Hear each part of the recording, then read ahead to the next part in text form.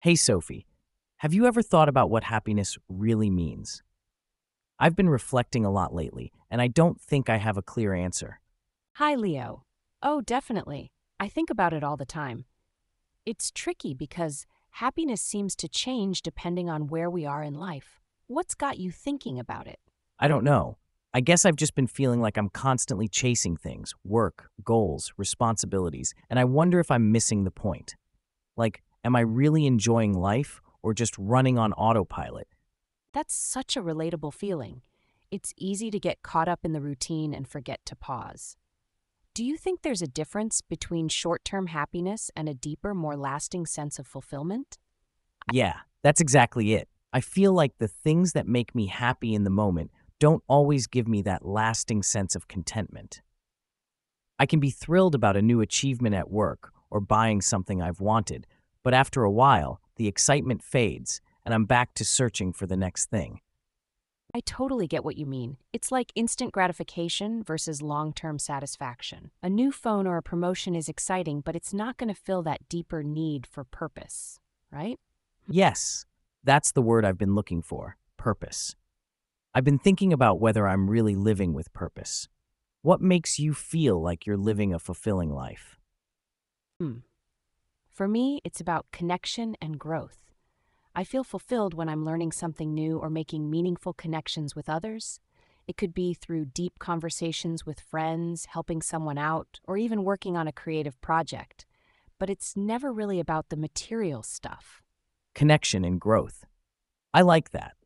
It makes sense because I think the times when I've felt the happiest are when I'm surrounded by friends or when I'm working on something creative that pushes me out of my comfort zone. Maybe I need to focus on those things more. Exactly. And the best part is, when you focus on things that matter to you, like relationships and personal growth, it doesn't feel like a constant chase. You're not striving for the next thing. That's so true. Do you think people sometimes confuse success with happiness? Like the more successful we are, the happier we'll be? You're living in the moment. Oh, absolutely. There's this idea that if we achieve certain things, we'll automatically be happy. But success doesn't always equate to happiness. You can have all the money, fame, or recognition in the world and still feel empty if you're not aligned with what really matters to you. Yeah, I think society pushes that message a lot. Chase success and happiness will follow. But what if success, in the traditional sense, isn't the answer? Then it's important to redefine success for yourself. Instead of thinking about it as reaching milestones that others expect from you, it could be about aligning your daily life with your values. For example, if you value creativity, success could be as simple as creating art that makes you happy. Or if you value relationships, success could be spending quality time with the people you love. That's such a refreshing way to think about it. I feel like I've been measuring my success based on external standards, like what society or my peers expect of me. But that's probably why I've been feeling disconnected from my own happiness. Exactly. I mean, it's not easy to break away from that mindset, especially when it's everywhere: social media, work culture, even our upbringing. But once you start defining success for yourself, it becomes so much easier to find genuine happiness, and you stop comparing yourself to others so much. That's so true. I've definitely been guilty of the comparison game. It's tough not to feel like you're falling behind when everyone else seems to be doing so much. Oh, don't even get me started on that. Social media can make it seem like everyone has it all figured out. But it's important to remember that we're all on our own journey. What makes someone else happy won't necessarily make you happy. And that's okay. Yeah, I guess I need to stop worrying about what everyone else is doing and focus on my own path.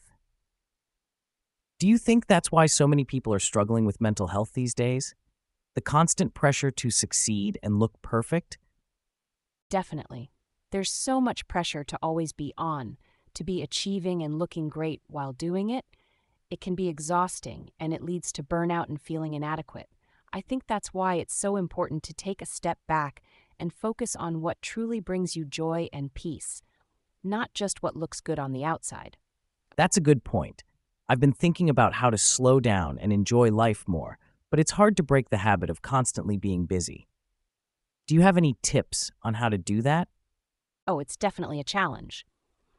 But one thing that has helped me is setting boundaries with my time. I try to schedule moments of rest and activities that bring me joy, just like I would with work tasks. It sounds a little structured, but it helps make sure I'm not just filling my time with obligations. That sounds like a great idea. I always feel guilty if I'm not being productive, but maybe rest and fun are just as important. They absolutely are. Rest isn't a luxury, it's a necessity. You can't pour from an empty cup.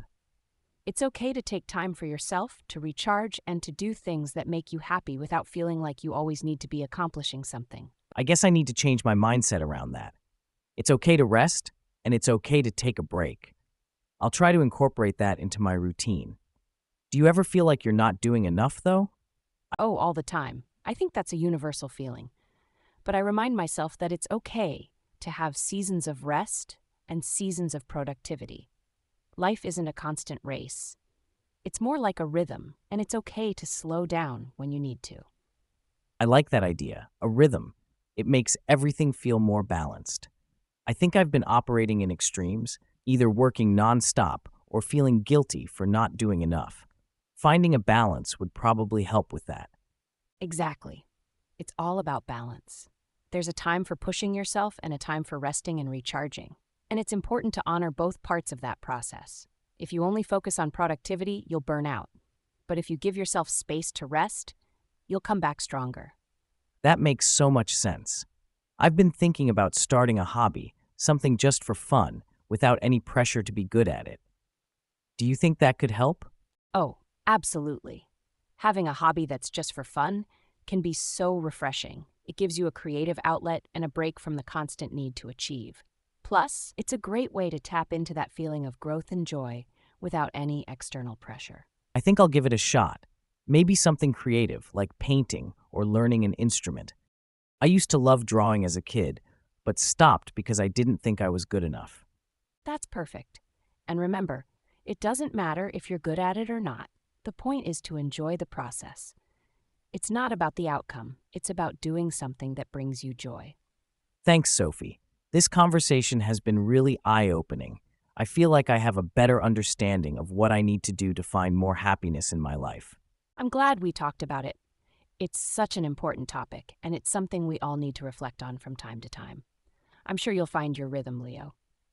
Just remember to be kind to yourself along the way. I will. And thanks for the encouragement. I feel ready to start making some positive changes. Anytime, Leo. Just take it one step at a time and don't forget to enjoy the journey. Happiness isn't a destination, it's the way you live each day. I'm really glad you feel that way. It's amazing what a shift in mindset can do. One thing I try to remember is that self-discovery is a journey, and there's no rush. It's okay to explore and take things slow. Yeah, I guess I've been putting too much pressure on myself to figure everything out at once. But maybe part of happiness is just allowing ourselves to be a little lost sometimes, right? Absolutely. Being lost isn't necessarily a bad thing. It can mean you're in the process of exploring new possibilities. Sometimes, not having everything figured out opens doors to experiences you wouldn't have thought of if you were on a rigid path. That's true. I think I've always had this need for control, but it feels good to let go of that a bit. So, I've been thinking more about the hobbies we talked about earlier. I want to try drawing again, without worrying if it's good or not, like you said. That's a great start. You're reclaiming something you enjoyed as a kid, which is awesome. Hobbies are a way to reconnect with a part of yourself that isn't tied to productivity. Have you started sketching yet? Not yet, but I've been gathering supplies. I found some old pencils and sketch pads I had lying around. I'm excited to get started this weekend.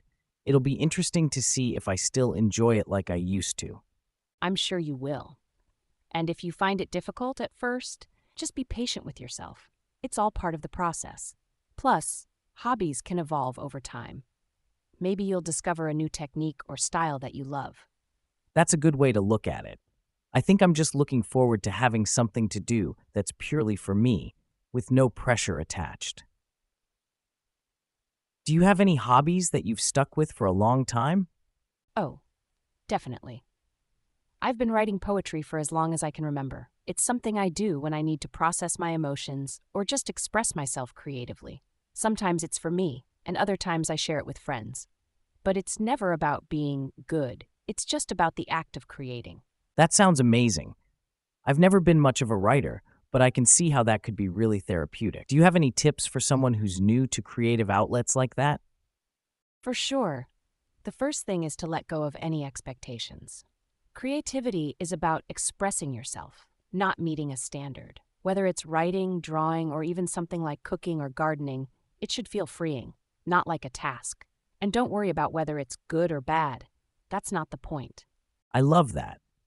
I think I've always avoided creative things because I didn't feel like I was talented enough. But you're right, it's not about talent, it's about expression. I'll keep that in mind when I start drawing again. Exactly. And the best part is, the more you do it, the more you'll start to enjoy the process. It becomes less about the end result and more about the joy of creating. You might even surprise yourself with what you come up with. I hope so. I'm actually looking forward to it now. It's funny how something so simple can shift your whole perspective. It makes me wonder what other areas of my life I could apply that same mindset to. You'd be surprised. This kind of mindset can change everything, from how you approach work to how you handle relationships. Once you stop focusing on perfection and start valuing growth and exploration, life feels a lot less stressful. That's such good advice. I feel like I've been in this cycle of always trying to prove myself, and it's exhausting. Letting go of that need for perfection sounds freeing. It really is. And the best part is, when you stop trying to be perfect, you actually start enjoying things more. You allow yourself to take risks, make mistakes, and learn from them. That's where real growth happens. That makes so much sense. I've been so focused on getting things right that I've forgotten to enjoy the journey. I'm definitely going to try to shift my focus, starting with drawing, but hopefully in other areas of my life too. That's the spirit. And remember, it's a process. You don't have to change everything overnight. Just take small steps, and before you know it, you'll start to feel more balanced and content. Thanks, Sophie. I really appreciate this conversation. It's given me a lot to think about, but in a good way.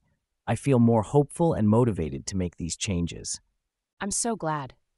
It's been great talking with you about all of this. Sometimes we just need a reminder that it's okay to slow down and enjoy life a little more. Definitely.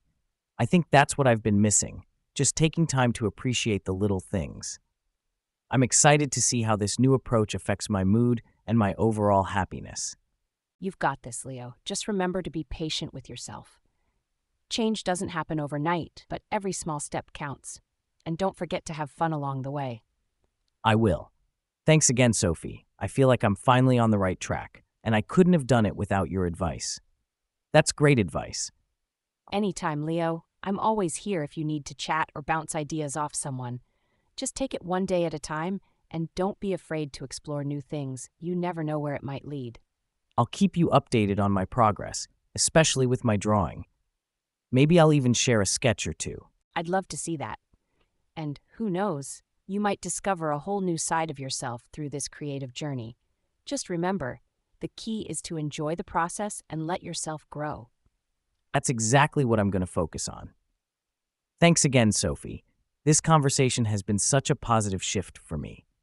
I'm really happy to hear that, Leo. It's amazing what a little reflection and conversation can do.